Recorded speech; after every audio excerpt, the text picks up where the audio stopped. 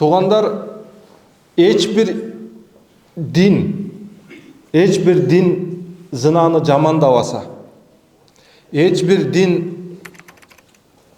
зынаны арам дебесе, алымдарыбыз айтат, инсанның табиятынан, жаралышынан бұл зынаны арам екендігін ақыл түшүнүш керек эле деп айтат.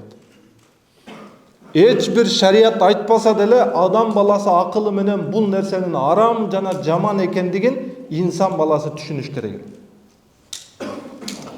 Ага кошумча Аллах Раббил Иззат сиз менен бизге ислам дининде зынаны эмне кылды?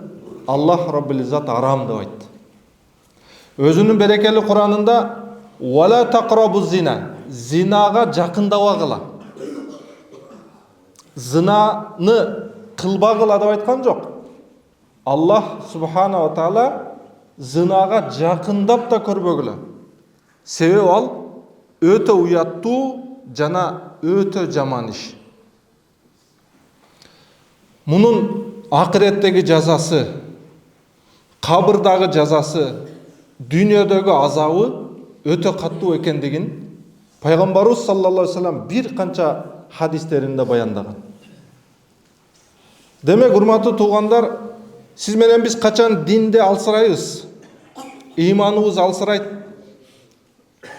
Адам баласы зынанын өзүнө жана зынанын бутактарына барып кетиштик толук коркунучу бар деп айтат.